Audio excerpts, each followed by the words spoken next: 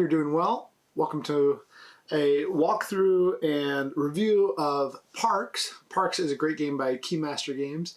I'm going to talk about why I think it is a great game. We'll take a look at how to play the basics of the game, the setup and all that. But let's go ahead and get started. Here's the setup for a 4-player game of Parks. I think it plays really well at 3 or 4 players, but it does play up to 5 and can accommodate 1 or 2 players.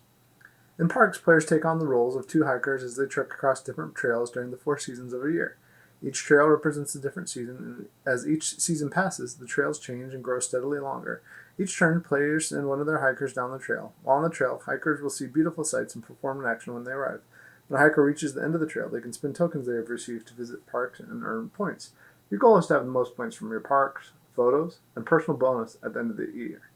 For setup, begin by placing the player board within easy reach of all the players in the middle. Place 2 token trays to the left and right of the board where they're easily within reach, and return the lids to the box. I'm going to go ahead and show you those lids because I like them.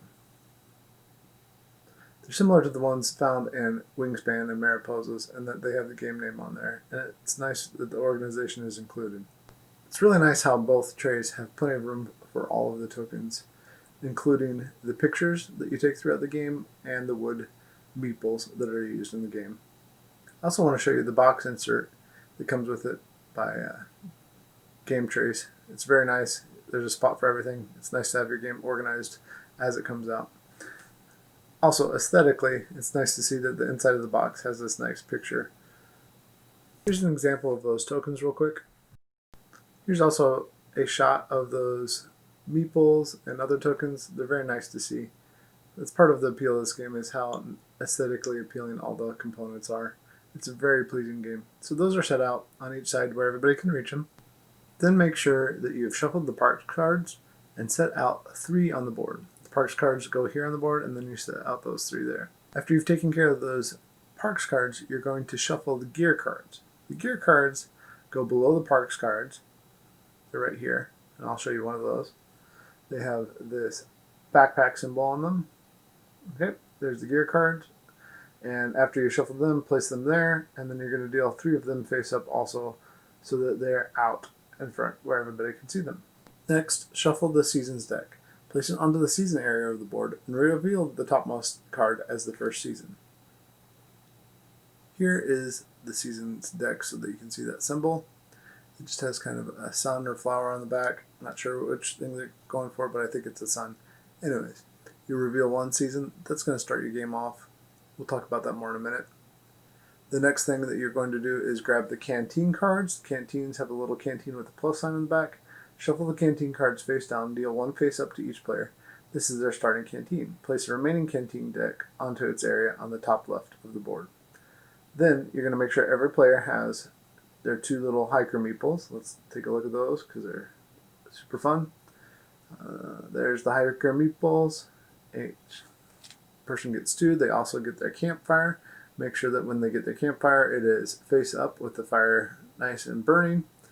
Then you're going to take the starting trail token, and that's this larger one here, and you're going to place that at the beginning of the trail. Then you're going to take that trailhead on the far left, gather 5 basic site tiles that only have a tint in the bottom right, like this one, and then you're going to place them out. Sites that have an asterisk on them are advanced sites. If playing a 4 to 5 player game, add the sun and water site, the site with the 4+ in the bottom right. Next, shuffle the advanced site tiles and add 1 to the basic sites, forming the trail deck. Place the remaining advanced sites face down to the left of the trailhead. Shuffle the trail deck, the basic sites, and 1 advanced site, and reveal 1 site at a time directly to the right of the trailhead. I've already done that here, as well as placing the ending of the trail. This is the trail end. Let's take a look at that one. Just make sure it's not on the side showing solo. Looks like a little person.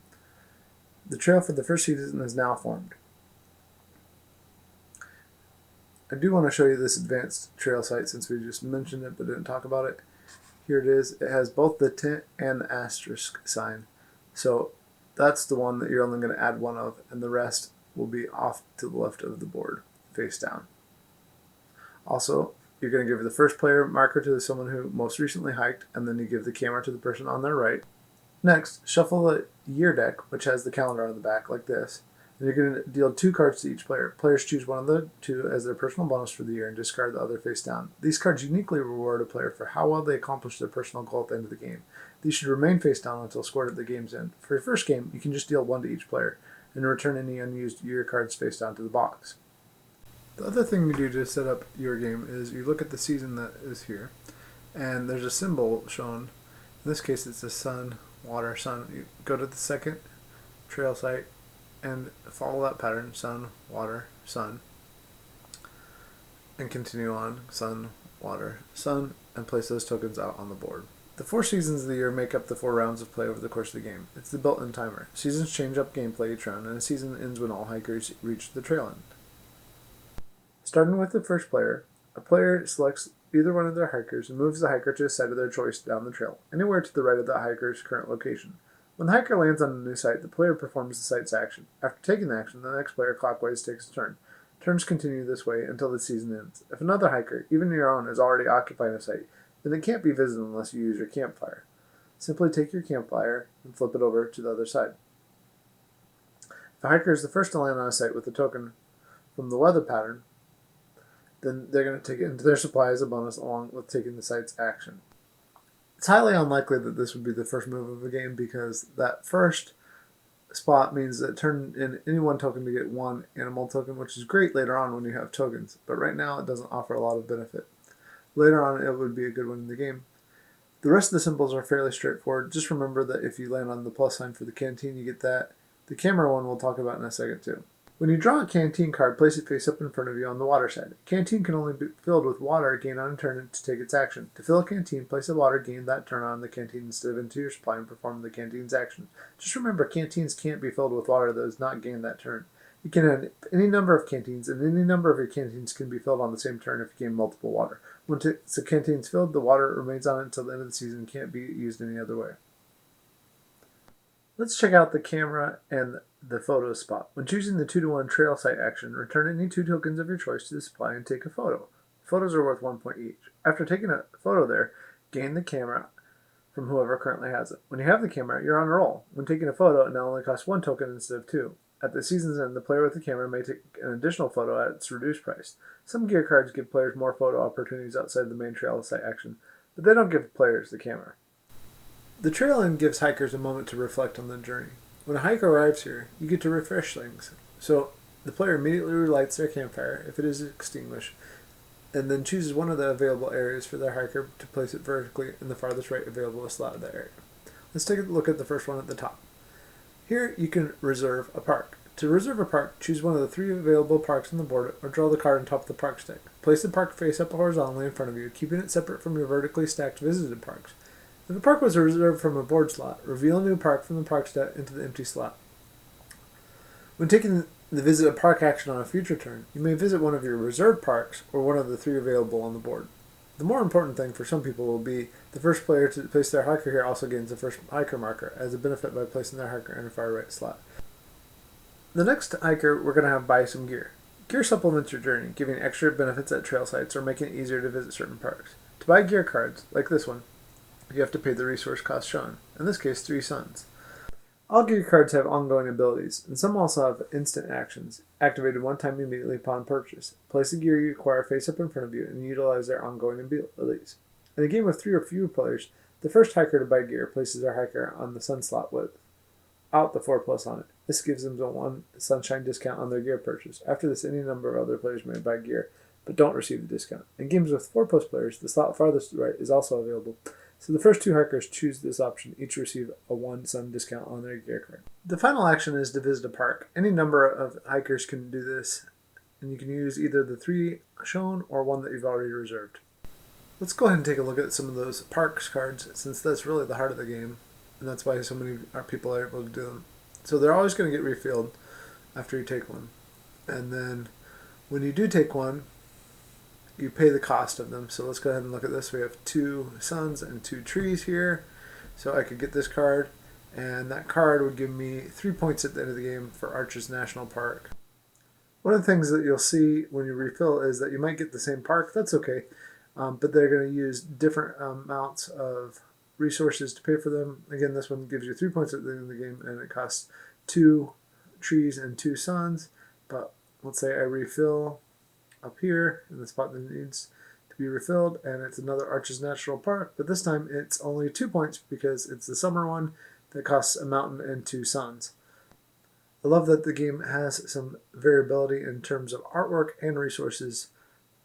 At the end of each season, you're going to pick up all the trail sites except for the trailhead and the trail end and add an additional advanced site.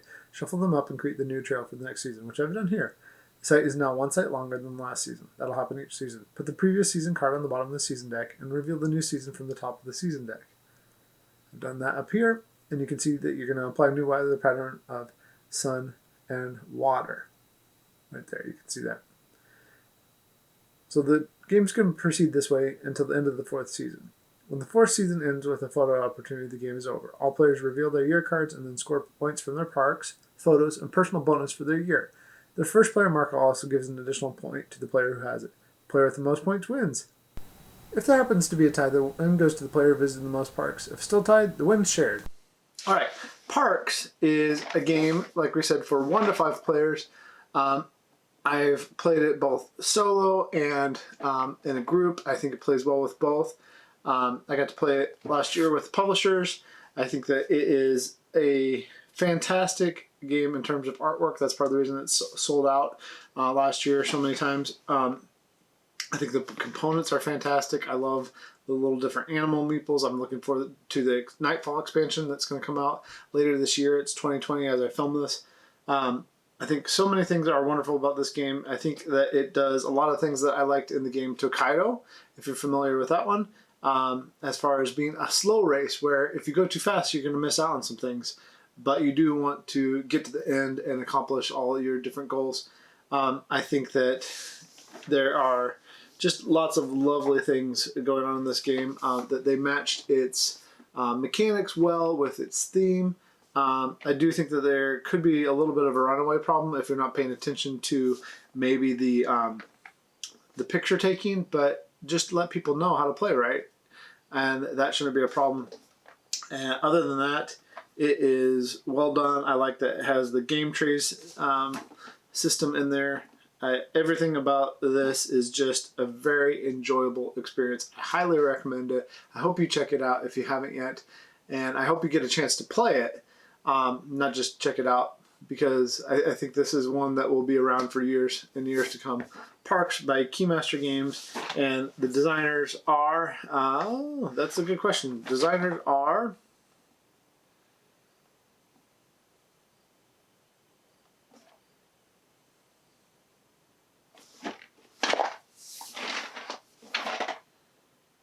we're not going to worry about that right now. But Parks by Keymaster Games, I think it's a great little game. You should check it out.